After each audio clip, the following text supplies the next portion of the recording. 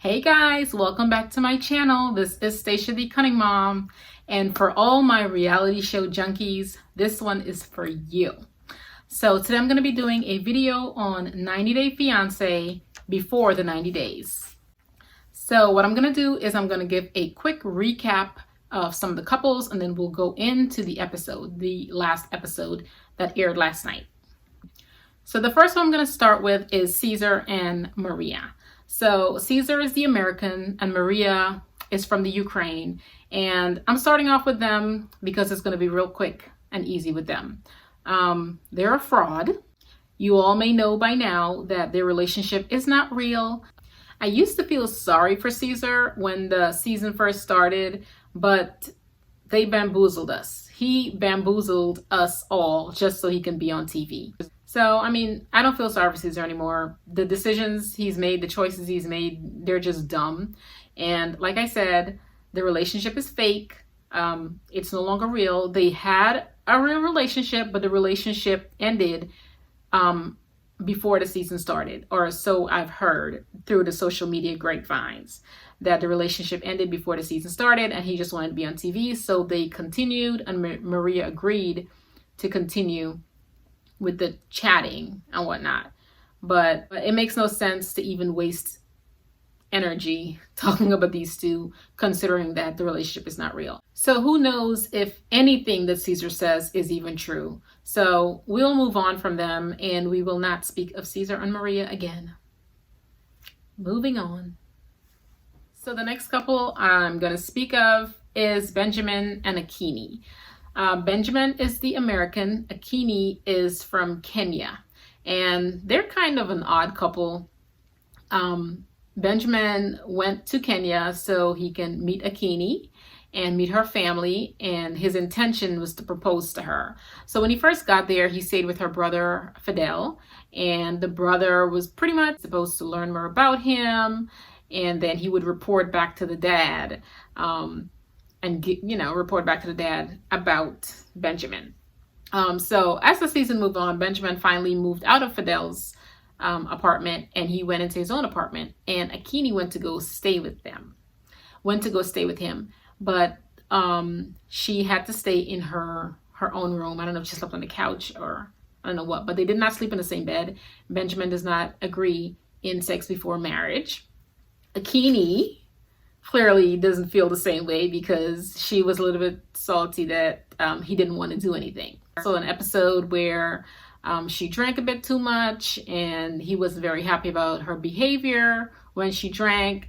All she did was like giggled a lot. I don't think she did anything I don't think she really did anything. At least they didn't show anything on TV that she did to really embarrass herself or really to even embarrass him. I think he just didn't like the way the alcohol altered her behavior. But she just giggled a lot. It wasn't really much to it. So I didn't see the big deal in that. But he certainly didn't like it. So now Akinyi tells Benjamin about the bride price. He knew he had to pay a bride price, but he did not know she withheld the information that once he pays that bride price in Kenya, he is legally married to her. So he thought he was going to Kenya to get engaged, and he would have time to go back home and to tell his family and to tell his child, and just to build everybody up, warm everyone up to the fact that he's getting married again, right? So he had no clue that once he paid this bride price, he is married to her. So now he's trying to figure out if he should even move forward with the engagement. But all in all, Benjamin decided to move forward with the proposal. So next come the amount for the bride price. In Kenya, there is no set amount. The groom is supposed to negotiate with the dad what the bride price is. It's not a fixed amount. So I think he said he had 80,000 shillings, which is $800. He went to the bank and turns out he only had $600, 60,000 shillings. And $600 is not enough. That's the value that he's putting on Akinyi. It's an insult to her family and it's an insult to her. Anyway, they go on over to the negotiations. so he can pay his bride price and get married, and they show up late. So the dad's upset about that. Show up late. Then he brought food, and apparently that is the gift that you would give when people are mourning, when a family's mourning. So if it's a funeral. Now, what I want to know is, why did Akinyi have him go buy food? This is her culture. He does not know anything about it. She's the one that took him to buy these food items, and he delivers it on the day of. And then now he's like insulting them because it's like they're mourning when they should be celebrating. So, I mean, it was going downhill. The negotiations were going downhill. So the dad was just like, bring Akinyi in. She's going to need to help him. So that's what happened in the last episode. Akinyi came in and she was trying to help him, and he gave the amount of $600, and the dad was like, no, I cannot accept that. This is not going to happen. Akinyi is well educated. She's a smart girl, and she is worth more than 600 American dollars.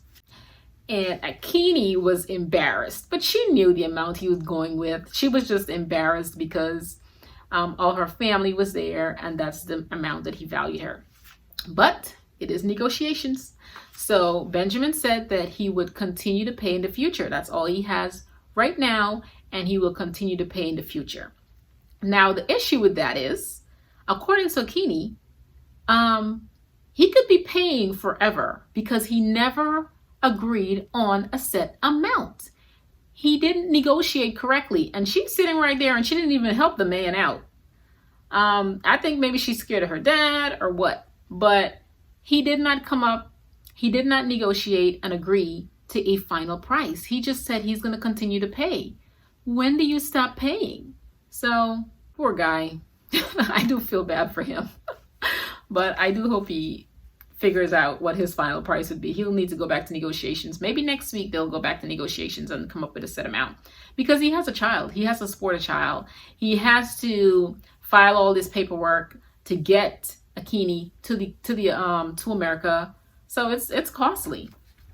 But the next day, Benjamin woke up and he said that he woke up with Akinyi as his wife, and we know what that means. They consummated their marriage. And Benjamin asked Akinyi about a satisfaction survey, pretty much trying to find out if she thought it was good. He mentioned that physical attraction is very important, which yes it is, but Akinyi's answer, I don't know. I mean, I don't want to cause judgment or anything like that, but Akinyi did not give a very positive answer. I mean, she said yes, it was good, but her actions spoke louder than her words. So I don't know, Benjamin, you might have some work to do. So the next couple I'm going to move on to is Omar and Avery. So Avery is the American, and Omar is in Syria.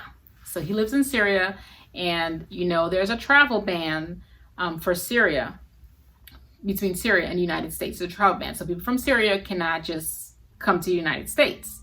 So their relationship is a little bit complicated, and it's sad because I feel like they really do love each other. Their love does seem very genuine. Oh, she is just madly, completely head over heels in love with this man. He does not really show as much emotion, but the emotions that he does show and the things that he does, the things that he say, to me, it seems like he is genuinely in love with her. Of course, people have their doubts, and even Avery had some doubts when she was leaving, and he did not cry or she did not get what she was expecting out of him when she was leaving, and she started to doubt him. And Omar was pretty much like, a man never cries. Of course, that's his culture. So to him, men don't cry. That's a sign of weakness.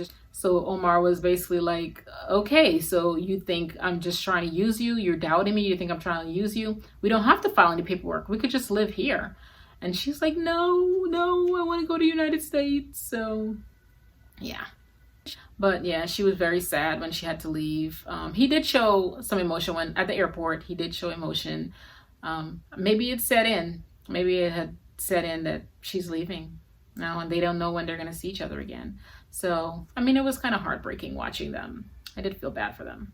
But now that Avery is in the United States, her mom is happy that she's there. Her mom is a firecracker. I like her mom. I mean, she's trying to protect her child. She's trying to protect her child. She was a little bit rude when she was with them. She was a little bit rude. I thought she needed to lighten up a little bit, but she was just trying to push back and try to get some understanding of trying to understand him, right? And I think she came to the conclusion that they do love each other. But at this point, she's just trying to help her daughter. She wants her daughter to be in the United States. When she dropped that bombshell on her that she planned on moving to Syria with her husband, she wasn't having it. Yeah, she lost it at that point. So I think right now the mom just knows that Avery's going to do whatever she wants to do. And now she's just going to do what she can do. The mom is going to do whatever she needs to do to keep her daughter in the States. And if that means helping her to get Omar there, then that's what she's going to do. So last episode, they went to go see an immigration attorney.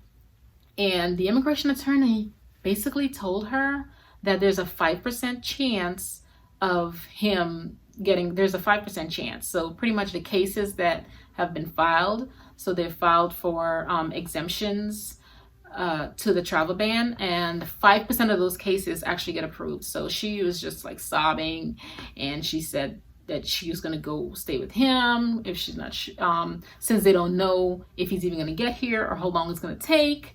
And the immigration lawyer pretty much told her that if you do that, you're hurting your case, because they need to show hardship. She also needs to show that she can support him, that she has a job here, and she can support him when he comes here. So she has better chances of getting her husband in the United States if she stayed there. So they're going to be apart for some time. They might be apart for maybe like 2-3 years. It's not going to be 6 months as she expected. So poor Avery. I think she's going to have to break the news to him. I think next episode she's going to have to break the news to him. But I like them. I want to say that their relationship is the most wholesome. To me, it's the most wholesome. And I wish them well. I hope everything works out and they're able to come together. Now we're moving on to Rebecca and Zied. Rebecca is the one who pretty much catfished Zied. So Rebecca is American and Zied is from Tunisia. And she put all these filters on her pictures and even on her videos when she's chatting with this man, made her look like 20 years younger, and then shows up at the airport looking like herself and doesn't even bother mentioning it. Like, it's okay. And he has this picture on his shirt with her catfished photo, her filtered photo. And I don't know, I can't remember if he even brought it up, but it was hilarious. It was hilarious to watch. Anyway, she is just full of secrets. Yeah, full of secrets. So she is married. She is still legally married to her last Moroccan husband, which she brought to the United States and figured out that he was using her. Now she's with another man, now trying to file papers for another man. So clearly the woman, she must love this type of life. Anyway, Zied asked her for some money so he can buy a present for his sister. He told her he wants to buy something for his sister. He took the money to go buy her a ring so he can propose to her. So now they go out on this little Sierra Desert retreat. They're out there, they're on ATVs, and they're at their little cabana, like a tent. They're staying in there. And he's getting ready to propose. And she decides to drop her bombshell news on him. And when she broke the news to him that she was married, first of all, he was like dumbfounded. He wasn't even sure he was interpreting what she was saying correctly. Of course, it's English is like another language to him. And he's trying to understand what she's saying. So I think the man was like, did she just say that she's still married? So he was like, married? Woman married? He was like, woman married? He was like, he could never stay with a married woman. In no culture is that okay. especially in their culture. They are so strict. They won't even kiss, hold hands. There are exceptions. I mean, he did things he wasn't supposed to do. If you follow the religion, the culture, there's certain things that you won't do that they were doing. But that's in any culture. But in any culture, it is not okay. And you decide to come to another country, you're still married, you come to another country, still married, and this man is going to propose to you, and you don't divulge this information before you even go? You don't tell him you were still married before you travel thousands of miles? Zied was like, he popped up and he walked out and literally rode off into the sunset. He got on one of those ATVs and he was gone. The man was like, this is not normal. Clearly to her, it's normal. She was trying to explain to him, so she was sobbing, crying, trying to explain, begging him not to leave her. She said she signed the papers. They both signed the papers, but it's not final. I don't even believe her. I don't even believe that. I don't think that the man probably didn't even sign the papers yet, because she brought him there and she's supposed to support him. And unless he is willing to give up that support, he's probably not even going to sign those papers. I don't believe her, Becca. I'm sorry. We're going to have to see this. We'll find out. We'll find out if he actually does propose to her next episode. We'll see. All right. So the next couple we're going to talk about is Tim and Jennifer. Tim is American. Jennifer is from Colombia. And Tim clearly loves Colombian women because this is the second Colombian woman he has. The first one he took to America, broke his heart, left him. Now he's with another one. He also has an ex-fiance, which looks just like the other two. So he has a type, clearly. He's helping to take care of his ex-girlfriend, Veronica, her daughter. It's not his biological daughter. So, I mean, he clearly loves children. He's good with children. He's good with Jennifer's daughter. So Tim and Jennifer, they're also a bit of an odd couple. Jennifer is a fiery, sassy, sexy woman, right? And Tim is a little bit timid, shy. He gets stressed out a lot, and then nothing happens when he's stressed out. I don't think they're a good match. I personally do not think they're a good match. Tim is just too feminine for her. She needs a macho man. She's called him wussy so many times. I mean, does that not hurt his ego? I'm surprised he's still hanging around after she called him a girl. And he can't even get up the nerves to get intimate with her. You're with this woman for 3 weeks, and she is like throwing herself at you, pretty much begging you, and nothing. So they went out and they were pretty much having a lunch or picnic, like on some type of mountaintop. It was a great view. So they're out there, and she pretty much asked him if he was gay. I mean, that's kind of sad if the woman you're with is asking you if you're gay. Like, that's what you're giving off. But his face was priceless. But they were having a spa date. And she basically said, "You're like my boyfriend and my girlfriend." Like, Tim, what is that doing to your ego, man? So Tim decides to give her a promise ring. Now, this promise ring is a ring that he gave to his ex-girlfriend, Veronica. Veronica gave him back the ring and told him he can give it to Jennifer. So he gave her the promise ring because neither of them believe that they're at a state where they should be proposing, which they should not. So he gave her the promise ring. She was happy about it. And then they're in the hot tub at their spa date, and he tells her that the ring was from Veronica. Number one, why would you give her a ring that you gave to someone else? Number one. Number two, why would you tell her? I mean, she was going to see it on TV, so that's what he said. He said he was telling her because she's going to find it in the future. He might as well tell her now and get it over with. Yeah, that's true, because we all knew. We all knew he was giving, and she was going to see it. When she watched the episode, she was going to see it, and she was going to be pissed, which she was pissed. She took it off. She threw it. She said, "It's trash. I don't want your ex-girlfriend's trash." And somehow he ended up convincing her to put the ring on, and she said she'll wear it on her middle finger. He told her to think about the reason why he gave her the ring and not where the ring came from. He wants her to think of it that way. I wouldn't have put the ring back on. Personally, I don't want anything that you gave to some other woman. I wouldn't have put the ring back on. Anyway, Jennifer decides to wear the ring on the middle finger, and she said it's a reminder that he needs to replace it, and she's putting some stipulations on the cut, the diamond cut, and the size of the ring.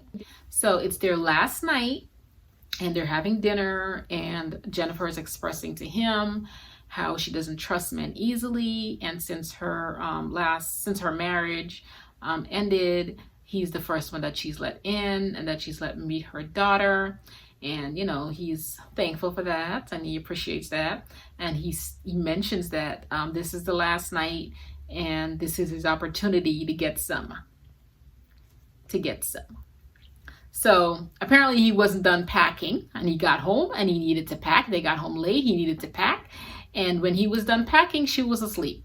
So the next morning, now he's mad. Now, I've fallen asleep before on my husband. You can wake her up. You really wanted to do it, you would have woke her up. Okay? If you really wanted it. You don't complain the next morning and talk about, oh, you fell asleep and I really wanted to. No, you didn't. You didn't want to do nothing. Or you would have woke her up and did what you needed to do. And then you're mad at her. You were there for 3 weeks and you fell asleep all the time. You fell asleep all the time. And she fell asleep one night and you want to get an attitude? Boy, bye. You don't want to do nothing. Okay, we're just going to move on from Tim because Tim is a special case. We're just going to move on. So the next couple I'm going to talk about is Darcy and Tom. Darcy is the American, Tom is from the UK, and Darcy has actually been on the show before with another beau, which he turned out to be a douchebag. But based on Darcy's behavior this episode, I'm starting to think that some of the things that he said was valid in terms of her behavior with drinking.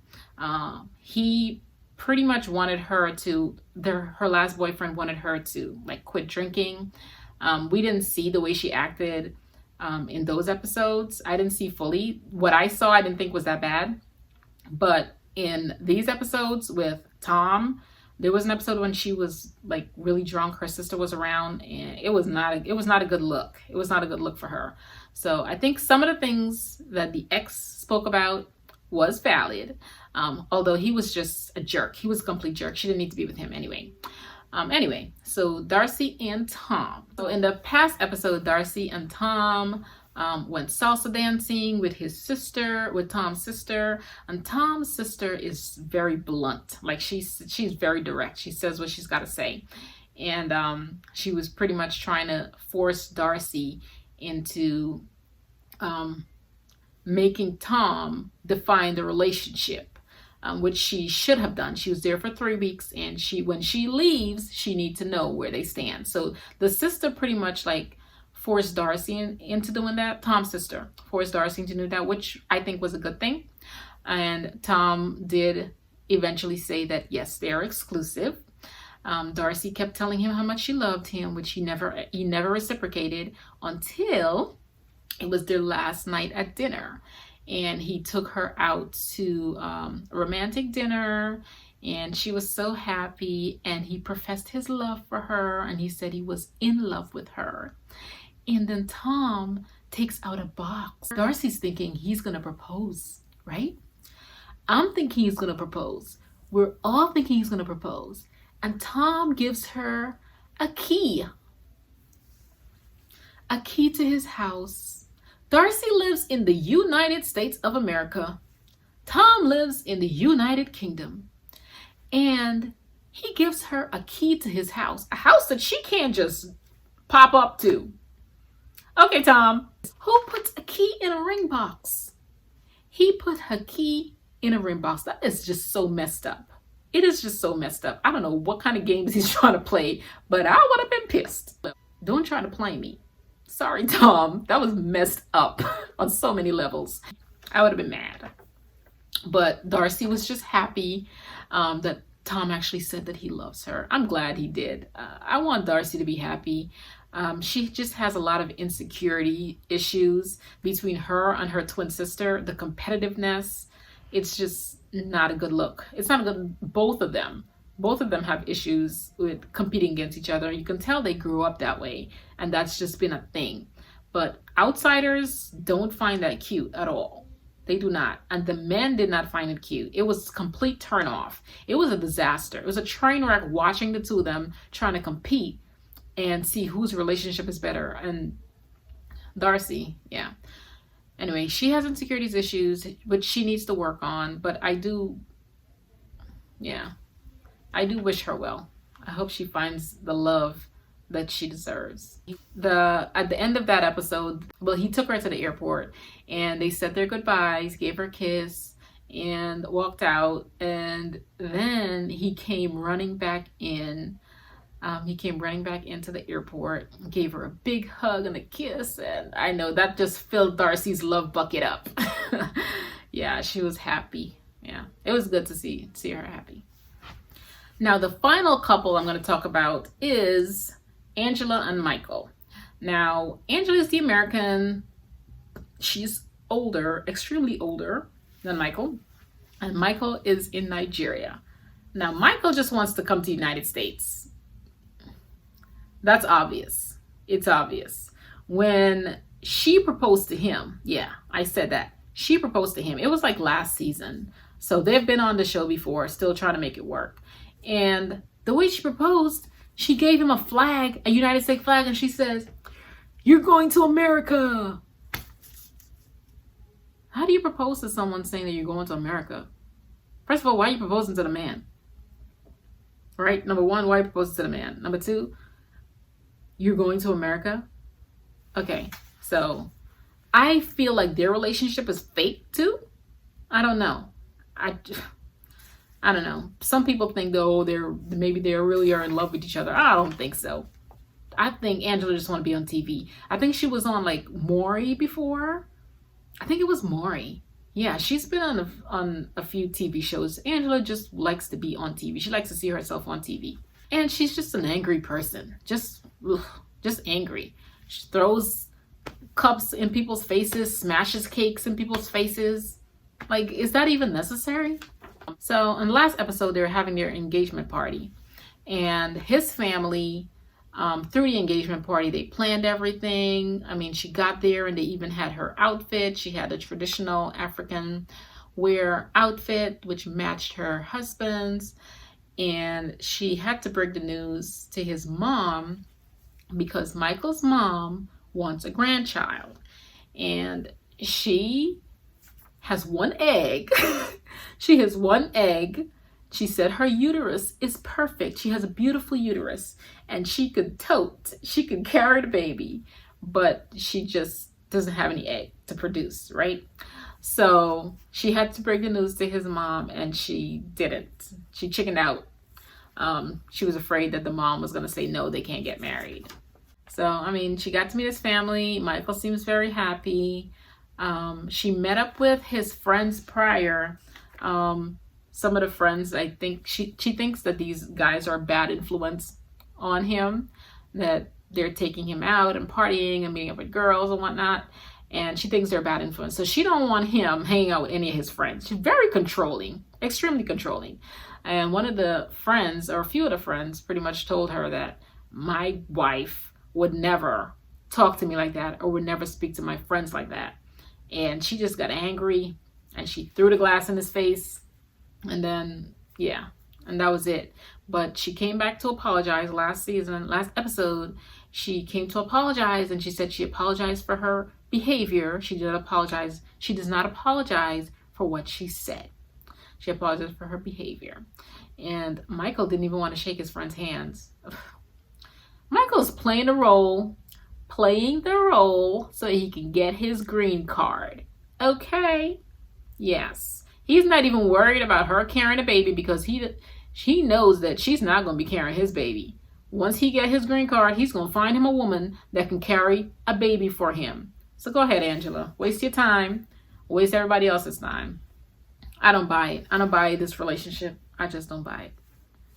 Of all the relationships The one couple that I'm rooting for, is Omar and Avery. The rest, I can see just going downhill. I don't see much future in the rest of them. Yeah. So that's it, guys. That's my review of 90 Day Fiance before the 90 days. I think there's one more episode before the reunion. The reunion is going to be real juicy. I'm pretty sure I'll be doing a review of that. Not sure if I'll do one for next week, but we'll see. Depends on how it goes. So thank you guys for watching. I hope you enjoyed this review. And if you guys are 90 Day Fiance fanatics like I am, leave a comment below or let me know what you think of the last episode. All right, I'll talk to you later. Bye-bye.